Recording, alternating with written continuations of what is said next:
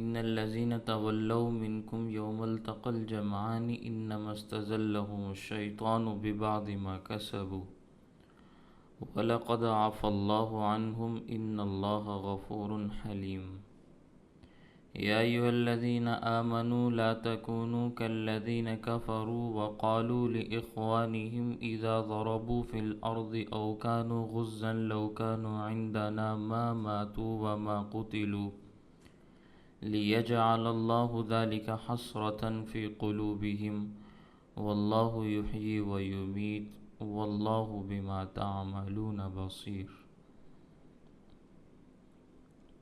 وَلَئِن قُتِلْتُمْ فِي سَبِيلِ اللَّهِ أَوْ مُتُّمْ لَمَغْفِرَةٌ مِّنَ اللَّهِ وَرَحْمَةٌ خَيْرٌ مِّمَّا يَجْمَعُونَ وَلَئِن مُتُّمْ أَوْ قُتِلْتُمْ لَإِلَى اللَّهِ تُحْشَرُونَ صدق اللہ العظیم ان الذین بے شک وہ لوگ تولوا منکم جنہوں نے پیٹھ پھیری تم میں سے، منکم تم میں سے، جنہوں نے پیٹھ پھیر لی، یوم التقى الجمعان اس دن جب آمنے سامنے ہوئیں دو جماعتیں، جس دن دو جماعتوں کی آپس میں ملاقات ہوئی تھی، مقابلے کا دن تھا، اس وقت کی بات ہے۔ انما استزلهم الشیطان، انما یقینی بات یہ ہے، استزلهم الشیطان ان کو پھسلایا تھا شیطان نے، ببعض ما کسبوا ان کے بعض اعمال کی وجہ سے، کسب کا معنی ہوتا ہے کمائی، ان کے ہاتھوں کی کمائی، بعض وہ کام جو انہوں نے کیے۔ وَلَقَدْ عَفَا اللَّهُ عَنْهُمْ البتہ یقیناً اللہ تعالیٰ نے انہیں معاف کر دیا ہے۔ شیطان نے بہکایا تھا، پھسلایا تھا، لیکن اللہ تعالیٰ انہیں یقیناً، تاکید، لام ایک تاکید ہے، قد دوسری تاکید ہے، دو تاکیدوں کے ساتھ اللہ تعالیٰ نے معافی کا اعلان کیا۔ اچھے طریقے سے یہ بات سمجھ لو، عفا اللہ عنہم، اللہ انہیں معاف فرما چکے ہیں۔ ان اللہ غفور حلیم، بے شک اللہ تعالیٰ بخشنے والا بھی ہے، تحمل کرنے والا بھی ہے، تحمل مزاج ہے، حلم والے ہیں۔ یا ایھا الذین آمنوا، اے وہ لوگو جو ایمان لائے ہو، لا تکونوا کالذین، تم ان لوگوں کی طرح نہ ہو جانا، کفروا جنہوں نے کفر کیا، وقالوا لإخوانہم اور انہوں نے اپنے بھائیوں کے بارے میں کہا، اذا ضربوا فی الارض جب وہ زمین میں چل رہے تھے، ضرب کا معنی مارنا بھی ہوتا ہے، ضرب کا معنی چلنا بھی ہوتا ہے، جب وہ زمین میں چل رہے تھے، او کانوا غزن یا وہ غازی یا مجاہد تھے، غزوے میں تھے تو غزوے میں مجاہد ہوتے ہیں، غازی ہوتے ہیں۔ لو کانوا عندنا اگر وہ تمہارے پاس ہوتے، ما ماتو تو وہ نہ مارے جاتے، وما قتلوا اور نہ ہی وہ قتل کیے جاتے، لیجعل تاکہ بنا دے یا کر دے اللہ تعالیٰ ذالک اس بات کو، حسرتاً فی قلوبہم افسوس کی چیز ان کے قلوب میں، اللہ تعالیٰ اس چیز کو افسوس بنا کے ان کے دلوں پر مسلط فرما دیں گے۔ واللہ یحیی، حالانکہ زندہ تو اللہ ہی کرتے ہیں، وہ یمیت، مارتے بھی وہی ہیں، واللہ بما تعملون بصیر اور اللہ تعالیٰ سارے اعمال کو دیکھ رہے ہیں جو تم کر رہے ہو۔ واللہ بما تعملون بصیر، سارے اعمال کو دیکھ رہے ہیں جو تم کر رہے ہو۔ وَلَئِن قُتِلْتُمْ اور یقیناً اگر تم قتل کر دیے جاؤ، لام تاکید والا ہے، ان اگر، اور اگر تم قتل کر دیے جاؤ فی سبیل اللہ، اللہ کے راستے میں، او متم یا تبھی موت مر جاؤ، لمغفرتم من اللہ، تو یقیناً اللہ کی طرف سے بخشش ملے گی۔ لام مغفرتن کے اوپر تاکید والا ہے، یقیناً تمہیں اللہ کی جانب سے مغفرت ملے گی، ورحمہ، اور رحمت بھی ملے گی، اللہ کی بخشش بھی ملے گی اور اللہ کی رحمت بھی ملے گی، دونوں چیزیں ملیں گی۔ خیرن، اور یہ اللہ کی رحمت یا اللہ کی بخشش بہت ہی بہتر ہے، مما یجمعون، اس چیز سے جس کو یہ جمع کرتے ہیں۔ وَلَئِن مُتُّمْ، اور اگر تم مر جاؤ، او قتلتم، یا مار دیے جاؤ، قتل کر دیے جاؤ، لَإِلَى اللَّهِ تُحْشَرُونَ، تو تم نے جمع اللہ ہی کے پاس ہونا ہے، تو تم اللہ ہی کے پاس جمع کیے جاؤ گے، یقیناً، لام تاکید والا یہاں بھی موجود ہے۔ آپ کے سامنے میں بڑی تفصیل کے ساتھ یہ بات عرض کر چکا ہوں کہ غزوہ احد میں مسلمانوں کو اچھا خاصا نقصان اٹھانا پڑا ہے، 70 آدمی ان کے شہید بھی ہوئے، بہت سارے زخمی بھی ہوئے، مال غنیمت بھی ہاتھ سے نکل گیا، نبی کریم صلی اللہ علیہ وسلم بھی زخمی ہو گئے، کافروں نے پلٹ کر حملہ کیا اور مسلمان اپنے میدان میں ثابت قدم نہ رہ سکے، تیر انداز جو کھڑے تھے وہ بھی شہید ہو گئے، باقی مسلمان بھی شہید ہوئے اچھی خاصی مقدار میں۔ کوئی 12-13 آدمی ایسے تھے جو میدان میں کھڑے رہے، ڈٹ کر مقابلہ کرتے رہے، باقی سارے ادھر ادھر ہو گئے بچاؤ کی تدبیر کے تحت۔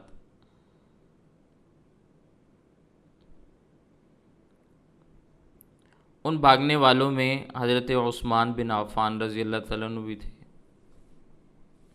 اور اس بارے میں میں کچھ بات آپ کے سامنے پہلے بھی عرض کر چکا ہوں کہ اس بھاگنے کی نوعیت کیا تھی۔ آج تک مخالف طبقہ اس کو معاف کرنے کے لیے تیار نہیں ہے۔ قرآن کریم میں اللہ تعالیٰ کہہ رہے ہیں وَلَقَدْ عَفَا اللَّهُ عَنْهُمْ، یہ دوسری مرتبہ آ چکا ہے، لیکن لوگ پھر بھی کہتے ہیں بھی ہم نے معاف نہیں کرنا۔ یہ حضرت عثمان رضی اللہ تعالیٰ عنہ کے خلاف جو ذہن بنایا گیا ہے، یہ کوئی آج کی پیداوار نہیں ہے، بلکہ یہ ان کے دادا عبداللہ بن سبا جو یہودی تھا، یمن کا رہنے والا تھا، اس کا تیار کیا ہوا ایک سانچہ ہے، ڈھانچہ ہے۔ مصر میں اس نے صحابہ کرام کے خلاف ذہن بنایا، عمومی طور پر حضرت عثمان رضی اللہ تعالیٰ عنہ کے خلاف اچھی خاصی اس نے مہم چلائی، چونکہ اس زمانے میں حضرت عثمان رضی اللہ تعالیٰ عنہ خلیفہ تھے، اس لیے مصریوں نے ان کے خلاف بہت اچھے انداز میں پروپیگنڈا چلایا۔ بخاری شریف میں اور دیگر کتابوں کے اندر روایات موجود ہیں، میں اس کا خلاصہ آپ کے سامنے عرض کرتا ہوں، پڑھنے والے جب پڑھیں گے انہیں ساری بات سمجھ میں آئے گی۔ ایک دن مسجد حرام میں لوگوں کا مجمع تھا، حضرت سیدنا عبداللہ بن عمر رضی اللہ تعالیٰ عنہما تشریف فرما ہیں۔ حضرت عبداللہ بن عمر رضی اللہ تعالیٰ عنہ اس وقت ان لوگوں میں جو وہاں موجود تھے درجے میں سب سے بڑے تھے، مقام کے اعتبار سے، مرتبے کے اعتبار سے۔ تو کچھ لوگ ان سے مسائل پوچھ رہے تھے، کچھ ان کی زیارت کر رہے تھے کہ اکابرین میں سے ہیں، صحابہ کرام میں سے ہیں، کچھ لوگ ان کی مجلس میں بیٹھنے کو سعادت سمجھتے ہوئے بیٹھے ہوئے تھے۔ احادیث میں آتا ہے نا کہ نیک لوگوں کی مجالس پر بھی اللہ تعالیٰ اپنی رحمتیں نازل فرماتے ہیں، تو نیک لوگوں کی مجلس پر اللہ کی رحمت برستی ہے، تو وہ کچھ لوگ اس لیے بیٹھے ہوئے تھے کہ ہم بھی بیٹھیں گے تو ہم بھی اس رحمت سے محروم نہیں ہوں گے، ہمیں بھی کچھ نہ کچھ مل جائے گا، تو بعض خاموش بھی بیٹھے ہوئے تھے۔ اب حضرت عبداللہ بن عمر رضی اللہ عنہ بیٹھے ہوئے ہیں، ارد گرد لوگوں کا مجمع ہے۔ جاء رجل من اہل مصر، ایک مصری آدمی آیا، سوال کیا کہ یہ بابا جی کون ہیں؟ کون ہے یہ بابا جی جس کے ارد گرد لوگ جمع ہیں؟ تو لوگوں نے بتایا یہ حضرت عبداللہ بن عمر بن خطاب ہیں، حضرت عمر رضی اللہ عنہ کے بیٹے ہیں۔ تو وہ مصری بڑا منہ پھٹ آدمی تھا، کہنے لگا نام تو میں نے سنا ہوا تھا، چلو آج دیکھ بھی لیا۔ آدمیوں سے گزرتا ہوا، کندھے پھلانگتا ہوا حضرت عبداللہ بن عمر رضی اللہ عنہ کے سامنے جا کے بیٹھ گیا۔ جیسے ایک بے ادبی والا اور گستاخی والا معاملہ ہوتا ہے نا، تو آج بھی بہت سارے افراد اس قسم کے پائے جاتے ہیں جن میں تمیز نام کی، عقل نام کی، شعور نام کی کوئی چیز نہیں ہوتی۔ اس قسم کی حرکتیں آج بھی دیکھنے کو ملتی ہیں۔ تو یہ ان کے آباء و اجداد سے ایک سلسلہ چلتا چلا آ رہا ہے، اس لیے پریشان ہونے کی، گھبرانے کی ضرورت نہیں ہوتی۔ کہنے لگا میں آپ سے کچھ پوچھنا چاہتا ہوں۔ حضرت عبداللہ بن عمر رضی اللہ عنہ نے فرمایا بھی پوچھ لو، کیا پوچھنا ہے؟ کہنے لگا یہ بتاؤ عثمان اچھا آدمی تھا یا برا آدمی تھا؟ حضرت عبداللہ بن عمر رضی اللہ عنہ نے فرمایا حضور اکرم صلی اللہ علیہ وسلم کی ذات گرامی کے بعد درجہ ہے حضرت ابو بکر رضی اللہ تعالیٰ عنہ کا، اس کے بعد درجہ ہے حضرت عمر رضی اللہ تعالیٰ عنہ کا، اور ان کے بعد درجہ ہے حضرت عثمان رضی اللہ تعالیٰ عنہ کا۔ وہ بہت اچھے انسان تھے۔ تو وہ مصری کہنے لگا عثمان کا درجہ کس چیز کا ہے؟ مجھے یہ بتاؤ کہ عثمان غزوہ بدر میں شریک تھا؟ حضرت عبداللہ بن عمر رضی اللہ عنہ نے فرمایا کہ بھی نہیں، غزوہ بدر میں تو نہیں تھے۔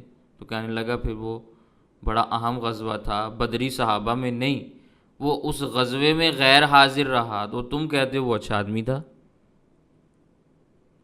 اتنا اہم اسلام کا پہلا معرکہ ہے، پہلی جنگ ہے، حضرت عثمان اس میں شریک نہیں ہے، تو وہ کیسے اچھے آدمی ہو گئے؟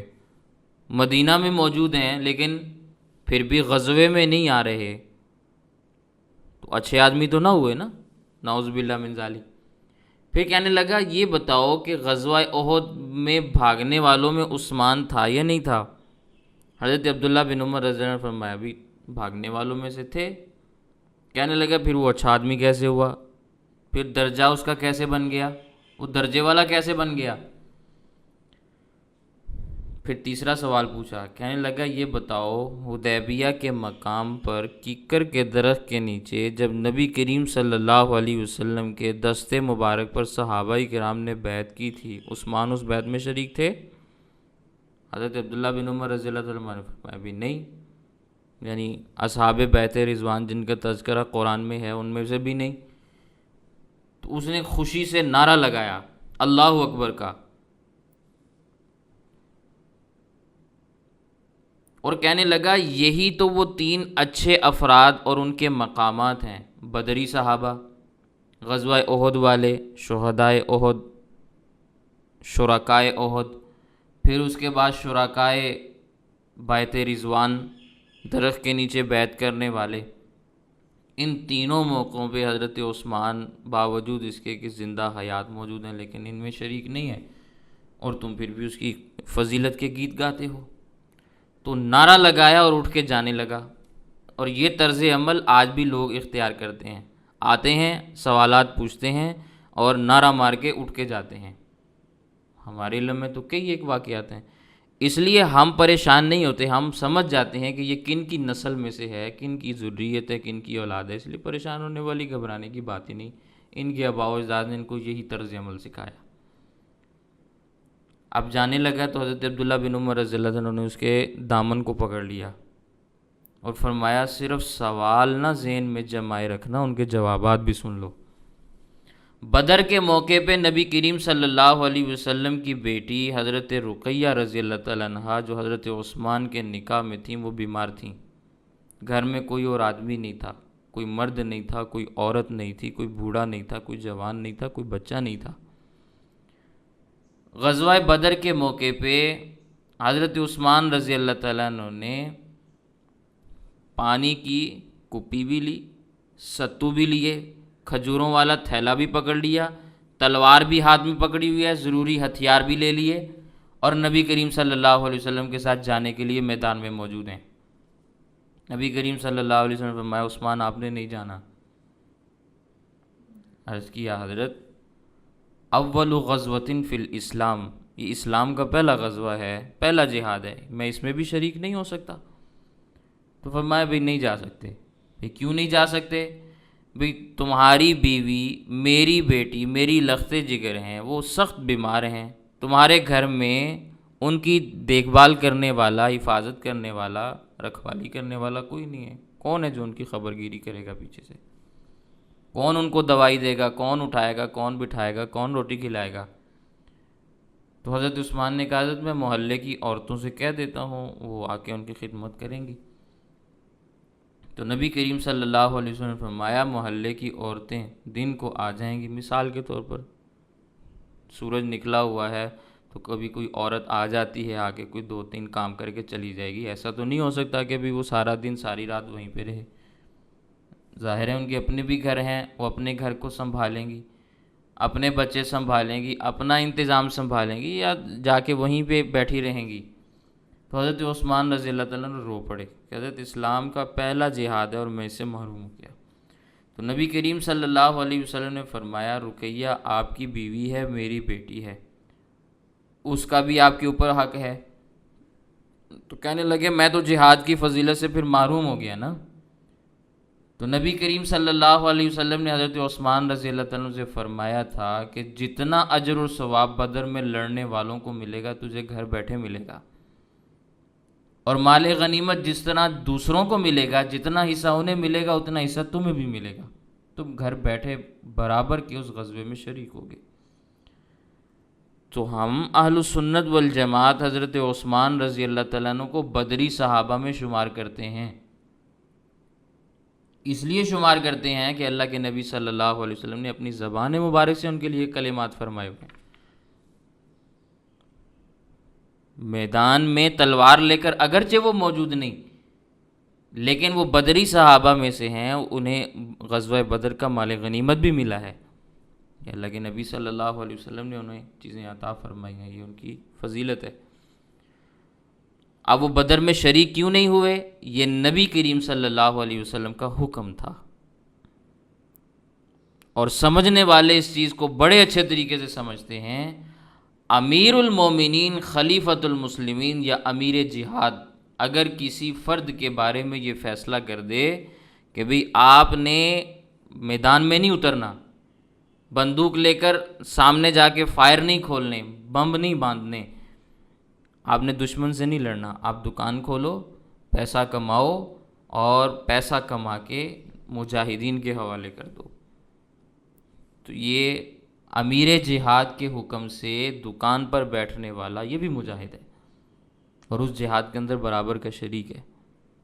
ہمارے نزدیک تو یہ مسئلہ ہے کہ امیر جہاد اگر کسی کو کھانے پکانے کے اوپر بھی مامور کر دے کہ بھئی تم نے مجاہدین کے لیے کھانا بنانا ہے، تم نے میدان میں نہیں جانا، تم نے بستر لگانے ہیں، تم نے صفائی کا انتظام کرنا ہے، یہ صفائی کرنے والا، یہ بستر لگانے والا، یہ دوا کا انتظام کرنے والا، کھانے کا انتظام کرنے والا امیر جہاد کے حکم سے اس کام میں لگا ہوا ہے۔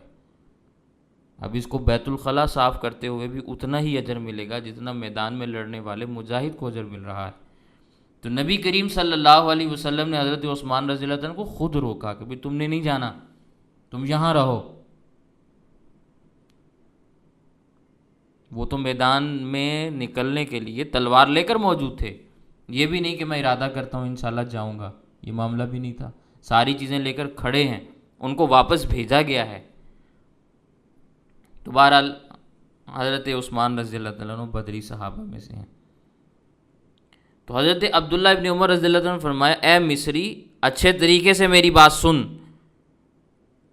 یہ معاملہ تھا غزوہ بدر میں شامل نہ ہونے کا۔ وہ تو غزوہ بدر میں شرکت کے لیے بے چین تھے، نبی کریم صلی اللہ علیہ وسلم نے حکماً فرمایا تھا بھی تم نے گھر میں ٹھہرنا ہے، تو اس میں ان کا کیا قصور ہے؟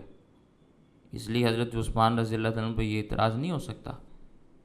پھر تم نے دوسری بات کہی احد سے بھاگنے کا معاملہ، ان کے متعلق اللہ نے قرآن کریم میں ارشاد فرمایا ان الذین، بے شک وہ لوگ، تولوا منکم، جنہوں نے پیٹھ پھیری تم میں سے، یوم التقى الجمعان، جس دن دو جماعتیں آمنے سامنے ہوئیں، انما، یقینی بات یہ ہے، استزلہم الشیطان، شیطان نے ان کو پھسلایا، ببعض ما کسبوا، ان کے بعض اعمال کی وجہ سے۔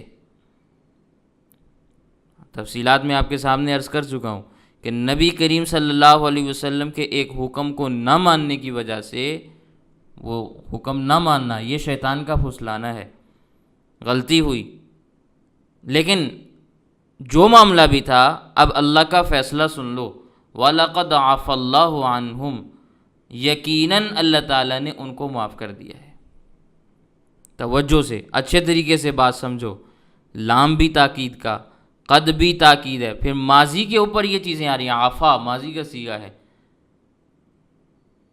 معنی اس کا یوں بنتا ہے یقیناً، تحقیق کے ساتھ یہ بات آپ کے سامنے بیان کی جا رہی ہے کہ اللہ نے یقیناً ان کو معاف کر دیا ہے۔ ان سے خطا ہوئی، لغزش ہوئی، غلطی ہوئی، اللہ نے معاف کر دیا، پھر بھی تم اس گناہ کو گناہ کہتے ہو، پھر بھی تم اس گناہ کا بار بار تذکرہ کرتے ہو۔ ان اللہ غفور حلیم، اللہ نے بخش دیا، تم نے بخشنے کے لیے تیار نہیں۔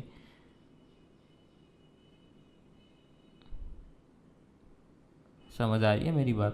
اور اس پر کچھ بات میں آپ کے سامنے پہلے بھی عرض کر چکا ہوں۔ تو یہ معاملہ تھا حضرت عثمان رضی اللہ تعالیٰ عنہ کا غزوہ احد میں، جب اللہ نے ان کے بارے میں قرآن کریم کے اندر آیات نازل فرما دی۔ اب تم کون ہوتے ہو اعتراض کرنے والے؟ پھر معاملہ رہا صلح حدیبیہ والا۔ بیعت کے وقت حضرت عثمان رضی اللہ تعالیٰ عنہ نہیں تھے، تو اس کی حقیقت یہ ہے کہ 6 ہجری میں نبی کریم صلی اللہ علیہ وسلم 1500 صحابہ کرام کے ساتھ مکہ مکرمہ کے لیے نکلے۔ جب مکہ مکرمہ کے قریب پہنچے تو نبی کریم صلی اللہ علیہ وسلم کے جاسوس نے آ کر اطلاع دی کہ حضرت اہل مکہ نے آپ کی خبر پاتے ہی لشکر جمع کر لیا ہے، وہ لڑنے کے لیے، مقابلہ کرنے کے لیے تیاری کر رہے ہیں، اور انہوں نے یہ عہد کر لیا ہے کہ نبی کریم صلی اللہ علیہ وسلم کو مکہ میں داخل نہیں ہونے دینا۔ تو نبی کریم صلی اللہ علیہ وسلم نے راستے سے تھوڑا سا ہٹ کر حدیبیہ میں قیام کرنے کے بعد حضرت خراش بن امیہ خزاعی رضی اللہ تعالیٰ عنہ کو ایک اونٹ پر سوار کر کے اہل مکہ کے پاس بھیجا کہ ان کو خبر دے دیں کہ ہم صرف بیت اللہ کی زیارت کے لیے آئے ہیں، جنگ کے لیے نہیں آئے۔ اب مکہ والوں نے ان کے اونٹ کو ذبح کر دیا اور ان کو بھی قتل کرنے کے لیے ان کے پیچھے دوڑے، لیکن وہ اپنی جان بچا کے واپس آ گئے اور نبی کریم صلی اللہ علیہ وسلم کے سامنے آ کے سارا واقعہ بیان کیا۔ اس کے بعد مکہ والوں کے کئی ایک نمائندے آئے، لیکن بعض ان میں سے گرم ہو گئے، بعض سرد ہو گئے، تو گرمی سردی چلتی رہی، واپس جاتے رہے۔ تو نبی کریم صلی اللہ علیہ وسلم کے صحابہ نے اللہ کے نبی صلی اللہ علیہ وسلم سے عرض کیا، حضرت ہمیں اپنا کوئی نمائندہ بھیجنا چاہیے جو ان کے بڑوں سے جا کر گفتگو کرے، شاید انہیں بات سمجھ میں آئے کہ ہم لڑنے کے لیے نہیں آئے، ہم نے احرام باندھے ہوئے ہیں اور ہم زبان سے لبیک اللہم لبیک کے نعرے لگا رہے ہیں، ہم صرف عمرہ کرنا چاہتے ہیں۔ تو نبی کریم صلی اللہ علیہ وسلم نے فرمایا بھی تمہاری رائے صحیح ہے، ہمیں کوئی اپنا نمائندہ بھیجنا چاہیے۔ پھر نبی کریم صلی اللہ علیہ وسلم نے ارادہ فرمایا حضرت عمر رضی اللہ تعالیٰ عنہ کو بھیجنا چاہیے۔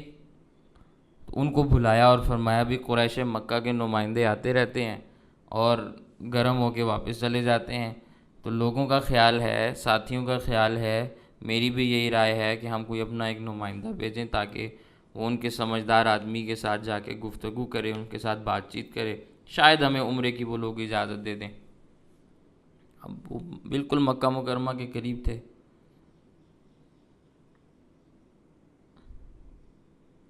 تو نبی کریم صلی اللہ علیہ وسلم نے حضرت عمر رضی اللہ تعالیٰ عنہ سے فرمایا کہ تم اہل مکہ سے جا کے گفتگو کرو۔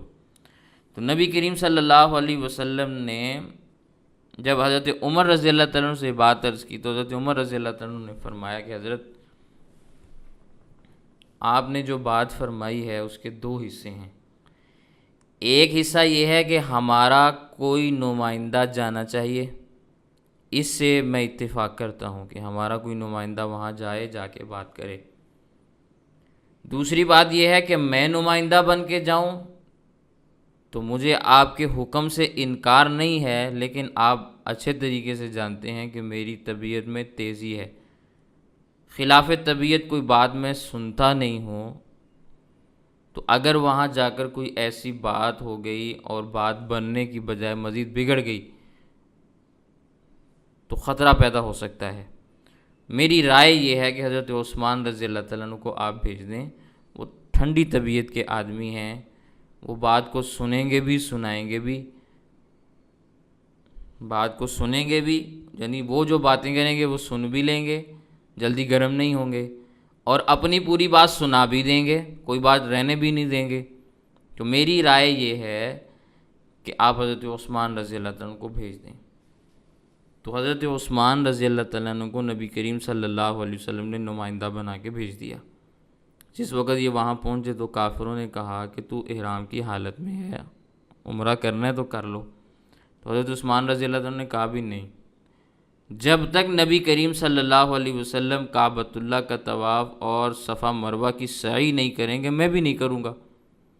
قریش مکہ نے حضرت عثمان رضی اللہ تعالیٰ عنہ کو کعبۃ اللہ میں بند کر کے تالا لگا دیا کعبے کے اندر، اور یہ مشہور کر دیا کہ عثمان رضی اللہ تعالیٰ عنہ کو ہم نے شہید کر دیا ہے۔ اس سے وہ مسلمانوں کا رد عمل دیکھنا چاہتے تھے کہ اس پر مسلمانوں کا کیا رد عمل آتا ہے،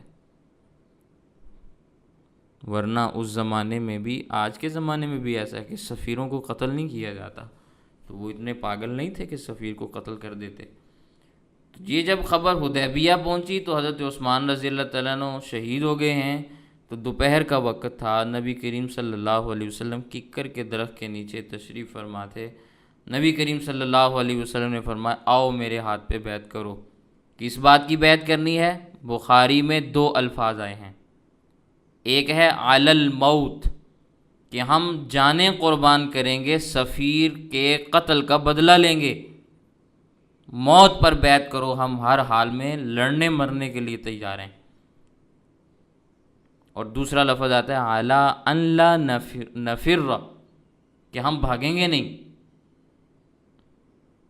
یہ دونوں بخاری کے الفاظ ہیں، بھاگنا بھی نہیں اور موت پر بیعت ہے۔ تو 1500 صحابہ کرام نے نبی کریم صلی اللہ علیہ وسلم کے ہاتھ مبارک پر بیعت فرمائی۔ پھر نبی کریم صلی اللہ علیہ وسلم نے اپنا دایاں ہاتھ بلند فرمایا اور کیا فرمایا کہ یہ میرا دایاں ہاتھ ہے، یہ اب میرا ہاتھ نہیں، یہ عثمان کا ہاتھ ہے۔ اللہ کے نبی صلی اللہ علیہ وسلم نے اپنا ہاتھ اپنے دوسرے ہاتھ میں دے کر فرمایا یہ عثمان کی بیعت ہے، عثمان کو میں نے اپنے کام کے لیے بھیجا تھا، میں آج اس کی طرف سے بیعت کرتا ہوں۔ وہ میرا نمائندہ یہاں بیٹھا ہوا تھا، اگر وہ یہاں ہوتا تو بیعت کرتے، وہ یہاں نہیں ہے، میرے کام کے لیے گئے، اب میں ان کی طرف سے بیعت کر رہا ہوں۔ تو نبی کریم صلی اللہ علیہ وسلم نے اپنے ہاتھ مبارک کو حضرت عثمان کا ہاتھ قرار دے کر حضرت عثمان رضی اللہ تعالیٰ عنہ کی بیعت کروائی۔ تو اب حضرت عثمان رضی اللہ تعالیٰ عنہ کی بیعت تو سب صحابہ کرام سے بہت بلند درجے کی بیعت ہے کہ سب صحابہ اپنے اپنے ہاتھ سے بیعت کر رہے ہیں، اور نبی کریم صلی اللہ علیہ وسلم کا ہاتھ مبارک حضرت عثمان رضی اللہ تعالیٰ عنہ کی جانب سے بیعت کر رہا ہے۔ تو یہ فضیلت کی بات ہے یا اعتراض کی بات ہے؟ خود انسان سوچ سکتا ہے نا۔ تو بہرحال اس مصری نے اعتراضات تو کیے، لیکن حضرت عبداللہ بن عمر رضی اللہ تعالیٰ عنہما نے ان اعتراضات کے اسے اچھے طریقے سے جواب دیے۔ تو ان اعتراضات کی بنیاد پہ حضرت عثمان رضی اللہ تعالیٰ عنہ پہ اعتراض کرنا بہت بڑی نادانی، حماقت اور بے وقوفی ہے، اور یہ ایک خاص طبقے کی سوچ اور فکر کی عکاسی کرنے والی بات ہے۔ اللہ تعالیٰ سب کو سمجھ عطا فرمائے کہ وہ اس قسم کی گفتگو سے، اس قسم کی سوچ سے ہمیشہ پرہیز کریں۔ تو یہ طرز عمل ہے جو قرآن کریم کے اندر اللہ تعالیٰ نے یہاں بیان کیا۔ پھر آگے اللہ تعالیٰ نے منافقوں کا تذکرہ کیا، منافقوں کی ایک شرارت کا تذکرہ کر کے مسلمانوں کو ان سے بچنے کی تلقین فرمائی۔ اللہ تعالیٰ فرماتے ہیں یا ایھا الذین آمنو، اے وہ لوگو جو ایمان لائے ہو، لا تکونوا کالذین کفروا، تم ان لوگوں کی طرح نہ ہو جانا جنہوں نے کفر اختیار کر لیا، یعنی منافقوں کی طرح نہ ہونا۔ وقالوا لاخوانہم، اور انہوں نے اپنے بھائیوں کے بارے میں کہا، اذا ضربوا فی الارض، جب وہ چلے زمین میں، مدینہ سے جہاد کرنے کے لیے نکلے، او کانوا غزن، وہ غازی تھے، مجاہد تھے۔ منافقوں کے ساتھ رشتہ داریاں تو تھیں نا، مدینہ کے رہنے والے تھے، کوئی کسی کا باپ ہے، کوئی کسی کا چچا ہے، کسی کا بھائی ہے، تو انہوں نے یہ بات کہی، لو کانوا عندنا، اگر آج وہ ہمارے پاس ہوتے، ما ماتوا وما قتلوا، تو نہ وہ مرتے نہ قتل کیے جاتے۔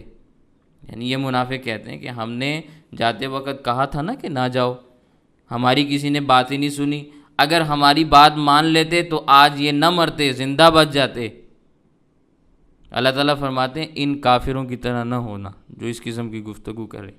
لِيَجْعَلَ اللَّهُ ذَلِكَ حَسْرَةً فِي قُلُوبِهِمْ، اللہ تعالیٰ ان کی اس بات کو افسوس بنا دیں گے ان کے دلوں میں، وہ آئندہ آنے والے زمانے میں اس گفتگو کے اوپر افسوس کریں گے کہ ہم نے یہ کیسی بات کہی۔ جب قیامت والے دن غازیوں کو، مجاہدوں کو، شہداء کو درجات ملیں گے تو یہ منافق افسوس کریں گے، کہیں گے اے کاش ہمارے بدنوں کو کینچیوں سے کاٹ دیا جاتا، مگر ہم میدان میں موجود ضرور ہوتے، ہم تلوار چلا لیتے، ہم لڑ لیتے۔ لیکن اس وقت افسوس کا کیا حاصل ہوگا؟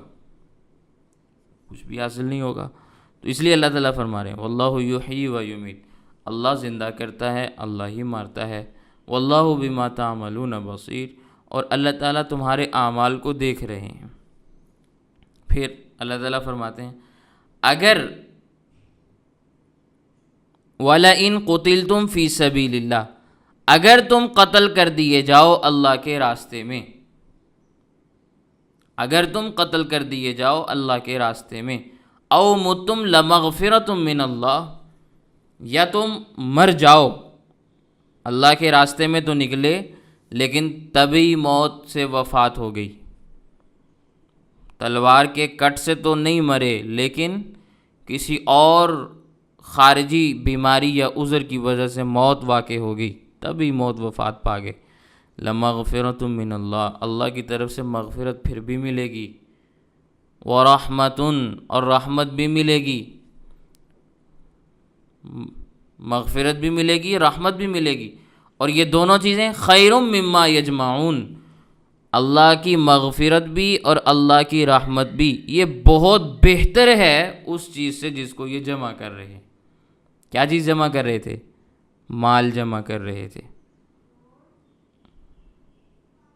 مال اور دولت جمع کر رہے تھے، تو اس سے تو یہ بہت اچھی چیز ہے جو اللہ تعالیٰ ان کو عنایت فرمانے والے ہیں، دینے والے ہیں۔ وَلَئِن مُتُّمْ أَوْ قُتِلْتُمْ، اور اگر تم مر جاؤ یا مار دیے جاؤ، لَإِلَى اللَّهِ تُحْشَرُونَ، تو تم اللہ ہی کی طرف جمع کیے جاؤ گے۔ یعنی جس حال میں بھی کوئی مرے گا، گھر میں مرے یا میدان میں مرے، شہید ہو کر مرے یا طبعی موت وفات پا جائے، جانا سب نے اللہ ہی کے پاس ہے، وہاں اللہ تعالیٰ رتی رتی کا، ذرے ذرے کا اس سے حساب لیں گے، نیک لوگوں کو نیکی کا بدلہ ملے گا، برے لوگوں کو برائی پر سزا ملے گی۔ جس کے ذہن میں یہ بات ہوگی اس کو گھبرانے کی، پریشان ہونے کی کوئی ضرورت بھی نہیں ہوگی، وہ دنیا میں بھی اعمال کرتا رہے گا اور اعمال کر کے اپنی آخرت بنا لے گا، اور جس کے سامنے یہ ساری چیزیں نہیں ہوں گی وہ میدان میں آنے سے بھی گھبرائے گا، لڑنے سے بھی کترائے گا، اور مرنے سے بھی گھبرائے گا، اسے موت کو یاد کر کے ہی موت آ جائے گی، پریشان ہو جائے گا نا۔ تو اللہ تعالیٰ نے ان آیات میں ان چیزوں کو بیان کیا ہے۔ تو یہ چند ایک آیات تھیں جو میں نے آپ کے سامنے عرض کی ہیں۔ اللہ تعالیٰ ہمیں قرآن کریم کی آیات کو صحیح انداز میں سمجھنے کی توفیق عطا فرمائے، اور جو نظریات قرآن کریم بیان کرتا ہے، جو اصول بیان کرتا ہے، ہمیں وہ اصول اپنانے کی توفیق بھی عطا فرمائے، انہیں سمجھنے کی توفیق بھی عطا فرمائے۔ وآخر دعوانا ان الحمد للہ رب العالمین۔ کسی کا کوئی سوال ہو تو وہ بیان کرتے ہیں۔